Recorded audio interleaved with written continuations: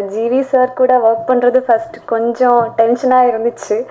But work பண்ணதுக்கப்புறம் அவள் ரொம்ப ஹம்பிளாக ஃப்ரெண்ட்லியாக இருந்துச்சு. ஸோ ஒர்க் பண்ணுறது ரொம்ப ஈஸியாக இருந்துச்சு. Thank you sir. அண்ட் இந்த ஃபில்மில் எனக்கு ஆக்சுவலி ரொம்ப பாசிட்டிவாக வைப்ஸ் வந்தாச்சு. Because it was really comfortable working with GV sir. GV sir பற்றி சொல்லி ஆகணும். Because we all know that he is a very humble person. But செட்டில் வந்து எங்களுக்கு ஒரு பெரிய ஆர்டிஸ்ட் கூட இருக்கிற மாதிரி ஒரு ஃபீலே இல்லை. ஸோ அதுக்கு வந்து தேங்க்யூ ஸோ மச். பிகாஸ் எல்லாருக்குமே ஒரு நர்வஸ் இருந்துச்சு. எப்படி வந்து பேசுறது, டைலாக் டெலிவரி எப்படி இப்படி சொல்லிடலாமா, will he think something bad, அந்த மாதிரிலாம் ஒரு தாட் இருந்துச்சு. ஃபர்ஸ்ட் டேவே அது பிரேக் பண்ணிட்டாரு. நல்லா இது ஆங்கரில் துணி தொங்குற மாதிரி அவனா ஒரு நிற்கிறான் அப்படின்னு சொல்லிட்டு ஜிவி அண்ணா வந்து அந்த துணியை தூக்கி பாருங்கடா யாரா அதுன்னா அப்புறம் இவன்டா நல்லா பண்ணுவான் இவனே ஏன்டா இப்படி போட்டிருக்காங்கன்னு சொல்லி அவர் கூடவே கேரவனில் வச்சு அவர் சாப்பிட்ற சாப்பாடை கொடுத்து நிறைய விஷயங்கள் வந்து எனக்கு வந்து சொல்லி இந்த மாதிரி பண்ணுங்கள், அடுத்து நீங்கள் காமெடியனாக வரணும்னா இதெல்லாம் பண்ணணும் அப்படின்னு சொல்லி நிறைய வந்து என்கிட்ட சொல்லுவார். அதுக்கு ரொம்ப நன்றிண்ணே, ரொம்ப தேங்க்ஸ். ஜிவி சாரோட இந்த படம் எனக்கு ரொம்ப ஸ்பெஷல். ஏன்னா இது சிவப்பு மஞ்சள் பச்சை பேச்சுலருக்கு அப்புறம் இது 3வது படம் அவரோட. ஸோ மறுபடியும் அவரோட இந்நேரத்தில் ரொம்ப சந்தோஷம். ஜிவி சார் இன்னும் பிரமிப்பாக இருக்குது. ஜிவி சார் கூட ஒர்க் பண்ணது அப்படியே படம் பார்த்துட்டு இருந்து ஜிவி சார் படங்கள்லாம் ஃபஸ்ட் நாள் பார்த்துட்டு அவர் சாங்லாம் கேட்டுட்டு திடீர்னு நான் அவருக்கு ஆக்ஷன் சொல்கிறதுலாம் அது ஒரு ட்ரீம் மொமெண்ட். நல்லா ஒர்க் அவுட் ஆகிடுச்சு. ஸோ அவருக்கு கண்டிப்பாக அவர் ஏமாற்றாமல் இருக்கணும். இந்த படம் கண்டிப்பாக ஏமாத்தாது. இந்த படத்துக்கு உயிரும் உடலும் அமைப்பும் கொடுத்த அன்பு நடிகர் ஜிவி பிரகாஷ் அவர்களுக்கு இந்த நேரத்தில் மிகவும் நன்றி கடன் நான் பெற்றிருக்கிறேன். ஏன்னா இந்த கதை வந்து எந்த ஹீரோவுக்கும் யாருக்கும் நாங்கள் ட்ரை பண்ணவே இல்லை. Only one GV Prakash sir மட்டும் ட்ரை பண்ணோம். அவர் உங்களுக்கு தெரியும் எவ்வளோ பிஸியாக இருக்கார் என்னென்னு. அவருக்கு நான் வந்து ஒரு கதை இருக்குது சார், அது மட்டும் கொஞ்சம் கேளுங்க சார் அப்படின்னு நான் சொன்னேன். அவர் ஒரு 3-4 டைம்ஸு சொல்கிறேன் சார், நான் கொஞ்சம் சொல்கிறேன் சார்னு சொல்லிட்டே இருந்தார். சார் கதை மட்டும் கேளுங்க, பிடிக்காட்டி நம்ம வேறு வேணால் ட்ரை பண்ணலாம் சார்னு சொன்னேன். அப்புறம் ஒரு 3-4 டைம்ஸ்க்கு அப்புறம் இந்த கதையை கேட்டார். ரொம்ப ஒரு 20 மினிட்ஸ் வரைக்கும் ரொம்ப சாதாரணமாக கேட்டுட்டு இருந்த ஒரு பர்சன் அவர் சேரில் அவர் ஒரு கம்ஃபர்டபுளில் அவங்க வீட்டில் ஒரு சேரில் கம்ஃபர்டபுளாக உட்காந்து ரொம்ப சந்தோஷமாக ரொம்ப என்டர்டெயினாக கேட்டார். இதில் எங்கே முக்கியம்னா நம்ம வந்து ஒரு நடிகர்களுக்கு கதை சொல்லுவோம், அவங்க அதை ரொம்ப ஆராய்ச்சி பண்ணுவாங்க, நல்லதான் ஒரு 2 நாள் 3 நாள் டைம் எடுத்துக்குவாங்க ஒவ்வொருத்தரும். ஆனால் சார் வந்து கதை கேட்ட அடுத்த செகண்டே இதை நான் பண்ணுறேன் சார், டெஃபினெட்லி இதை நான் பண்ணுறேன், ரொம்ப சூப்பர் சார், ரொம்ப சூப்பர் சார், ரொம்ப சூப்பர் சார்ட்டார். இன்னைக்கு வந்து என்னோடய ஃபர்ஸ்ட் லுக் வந்து 100வது birthday NTR, the legendary NTR அவருடைய பர்த்டே அன்னைக்கு இந்த படத்துடைய ஃபர்ஸ்ட் லுக் வெளியிடுறது எனக்கு ரொம்ப ரொம்ப சந்தோஷம். Because 100 years of this legend. அந்த இன்ஃபர்மேஷனை எனக்கு கொடுத்த தேவராஜ் அண்ணாவுக்கும் நன்றி. ரொம்ப பர்டிகுலராக சொன்னார், இந்த இதை சொல்லிட்டு சொல்லணும்ல நீங்கள் தான் சொல்லிக் கொடுக்க மாட்டீங்கண்ணே, உங்கள் ஸ்பீச் வந்து ரொம்ப தெளிவாக எழுதிக்கிறீங்க. ஸோ இந்த படத்துக்காக ஆக்சுவலி நான் வந்து 2016 அட்வான்ஸ் வாங்கினேன் நந்தகோபால் சார்கிட்ட. அப்போ வந்து ஒரு படம் பண்ணலான் இருந்தோம். அதுக்கப்புறம் அது வந்து வெற்றிமாறனோட ஸ்கிரிப்டில் வந்து பண்ணலான்னு ஆரம்பித்து அது அப்படியே நடக்கவே இல்லை.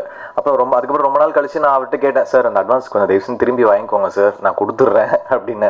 வாங்கிக்கவே மாட்டேன்னுட்டார். ஸோ அப்படியே போச்சு. 17, 18, 19, 20, 21, 22 வரைக்கும் வந்துட்டோம். அப்போ திடீர்னு ஒரு நாள் வந்து நடுவில் எனக்கு 2-3 ஸ்கிரிப்ட் அனுப்பினார். எனக்கு ஏதோ சம்திங் எனக்கு ஒர்க் அவுட் ஆகல அப்படின்னு ஃபீல் ஆச்சு, நாங்கள் பண்ணலை.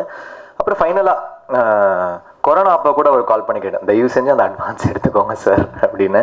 இல்லை hidden take it was very very என்ன சொல்கிறது sweet of him to have held it back.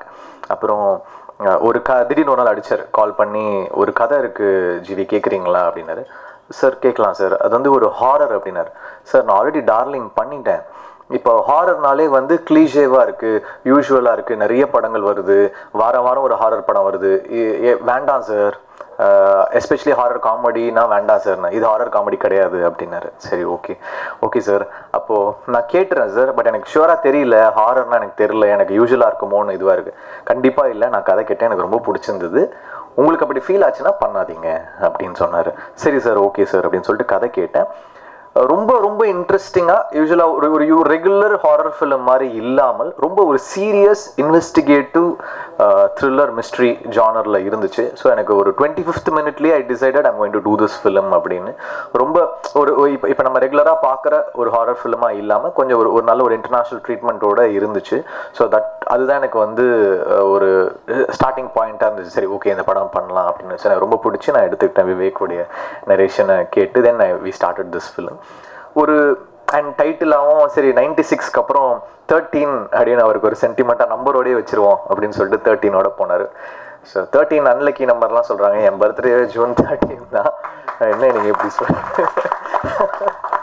அது லக்கியாக மாறும் அப்படின்னு தான் நம்புறேன் நான். It was a very nice film. ஒரு நல்ல டெக்னீஷியன்ஸோட நல்ல டீம், எல்லாருமே நியூ கமர்ஸ், 3 ஹீரோயின்ஸுமே நியூ கமர்ஸு. கதிர் வந்து நான் வந்து சிவப்பு மஞ்சள் பச்சை ஒரு சன் டிவி ஷோக்கு வந்து நான் போயிருந்தேன். அதில் வந்து ஆங்கராக இருந்தார். அப்போ அவர் சரி இவர் கூட வேலை செய்யணும் அப்படின்னு நினச்சேன். கரெக்டாக இந்த படத்தில் அமைஞ்சு வந்துச்சு. அந்த 3 ஹீரோயின்ஸுமே வந்து they were very very supportive. Night எல்லாமே நைட் கால் ஷீட்ஸ் இருக்கும் 6 to 2 6 to 6ன்னு. But they were very very என்ன சொல்கிறது understanding and working very heart.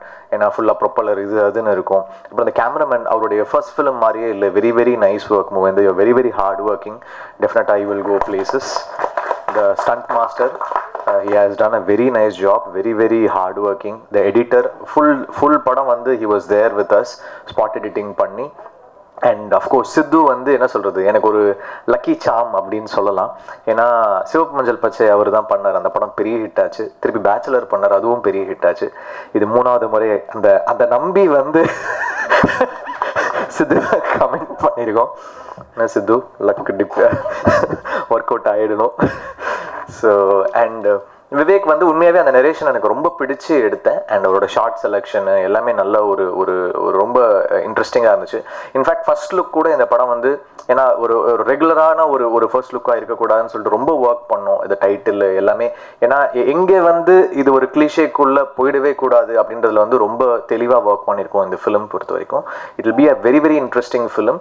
And அதோடைய டர்ன்ஸ் அண்ட் ட்விஸ்ட் வந்து டெஃபினட்டாக தமிழ் சினிமாவுக்கு புதுசாக இருக்கும். அந்த டெஃபினட்டாக அந்த நம்பிக்கை இருக்குது.